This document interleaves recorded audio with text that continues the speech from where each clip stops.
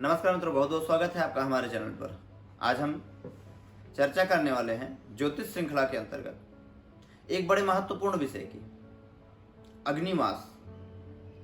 हवन कब करना चाहिए, क्या हवन करने से संबंधित विषयों पर हमें विचार करना चाहिए, आज हम इसी विषय पर चर्चा करने वाले हैं।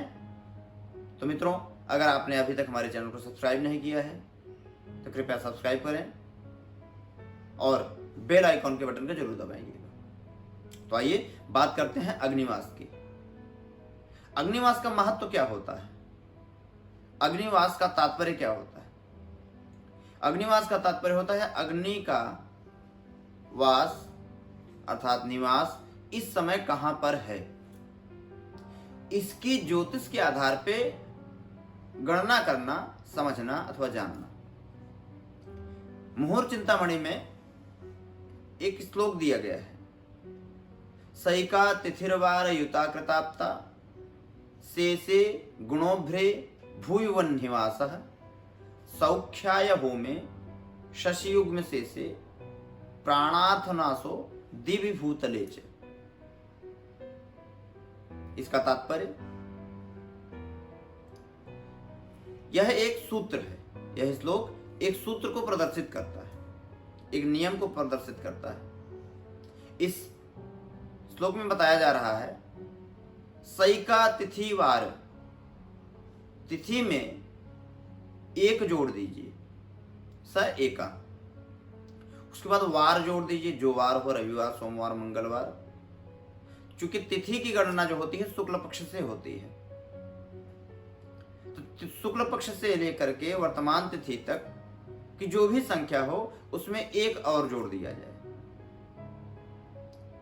एक जोड़ देने के बाद रविवार से वार की गणना होती है, तो जो वार हो वह वार उसमें जोड़ दीजिए। युता कृताप्ता, कृत अर्थात 4 से उसमें भाग दे दीजिए।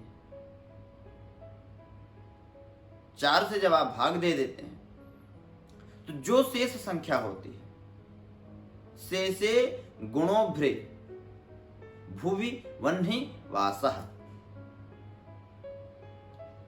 यदि शेष 0 अथवा गुण 3 आता है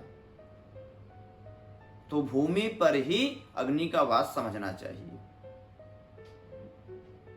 तब हम यज्ञ, हवन अथवा कोई भी आहुति संबंधित, अग्नि संबंधित कार्य कर सकते हैं, ऐसी मान्यता है। शेषे गुणोभ्रे भूमि वन्निवासा, अगर शेष 0 अथवा 3 बचता है तो आप भूमि पे अग्निवास समझ सकते हैं। अन्यथा आगे बताया जाता है, शेषे गुणोभ्रे भूमि वन्निवासा सौख्याय होमे।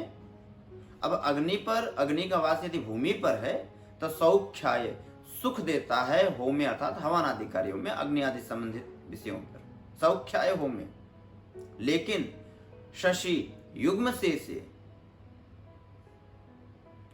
शशि का तात्पर्य चंद्रमा अर्थात 1, यदि 1 शेष बचता है, युग्म अर्थात 2 शेष बचता है, 1 अथवा 2 शेष बचे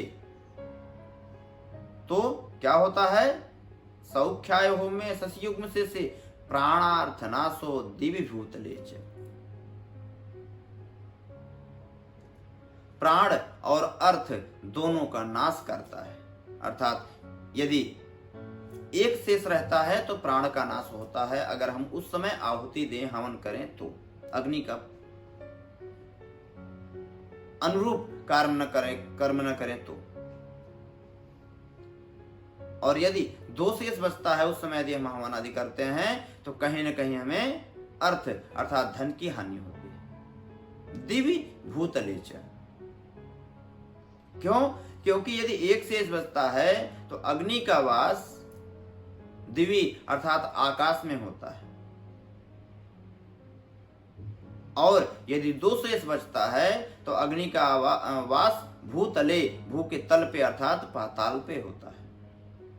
और हमें कहां पे चाहिए रहता है, हमें भूमि पर ही चाहिए रहता है। तो भूमि पर चाहिए रहता है तो 0 और 3 यदि शेष बचता है तो ही होता है। तो हमने आपको सूत्र बताया। अब हम एक छोटा सा उदाहरण लेते हैं। जैसे शुक्ल पक्ष की द्वितीया तिथि के दिन, मान लीजिए सोमवार है, शुक्ल पक्ष की द्वितीया, हमने आपको बताया कि शुक्ल पक्ष से ही गणना करनी चाहिए, तो आपको द्वितीया का तात्पर्य 2 मिला, 2 संख्या है, उसमें एक जोड़ने के लिए नियम में बताया गया है सई का, अर्थात एक उसमें जोड़ दिया हमने, 2 और 1 हो गया 3। वार सोमवार था, क्योंकि रविवार से गणना होती है वार की, तो रविवार और सोमवार 2 उसमें और आपने जोड़ दिया, 3 और 2 5 हो गए। अब इसमें 4 का भाग देना है, तो 4 का भाग देने से 4 एकम 4 और 1 शेष बचा। यदि 1 शेष बचा, शुक्ल पक्ष की द्वितीया तिथि को क्या हम हवन कर सकते हैं कि नहीं कर सकते हैं, तो आपका यह श्लोक, यह धर्मशास्त्र क्या बताता है, प्राणार्थ नाशो दिवि भूतले च, अर्थात 1 शेष बचता है तो आकाश में अग्निवास होता है, और ऐसा हवन करने से, ऐसा अग्नि से संबंधित कार्य करने से प्राण का नाश होता है, क्योंकि 1 बचने से अनुकूल नहीं होता है, हमें तो 0 अथवा 3 चाहिए रहता है, तो अग्निवास नहीं प्राप्त होता है। अब इसी प्रकार से यदि नवमी तिथि है शुक्ल पक्ष की, तो 9 में 1 आपने जोड़ दिया, 9 1 10 हो गए, उसमें आपने वार जोड़ दिया, मान लीजिए 2 सोमवार ही है, तो रविवार सोमवार 2 आपने और जोड़ दिया, 12 हो गया।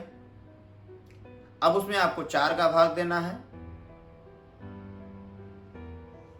तो 4 3 12, अर्थात आपकी संख्या पूर्ण रूपण कर गई, आपका बचा 0 शेष। तो 0 यदि शेष बचता है तो अग्निवास कहाँ होता है, भूमि पर होता है। सौख्याय हो में अगर ऐसे में हम हवन करते हैं तो सुख प्राप्त होता है। तो इस प्रकार से आपने जाना अग्निवास से संबंधित विषय। जब भी हवन करें, जब भी आहुति से संबंधित अथवा अग्नि से संबंधित कोई कार्य करें, तो निश्चित रूप से यह देख लें अग्निवास हमारे भूमि पर ही होना चाहिए।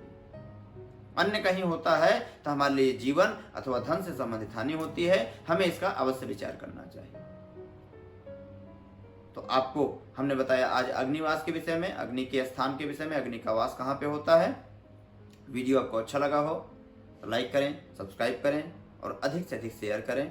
धन्यवाद। जय माता दी।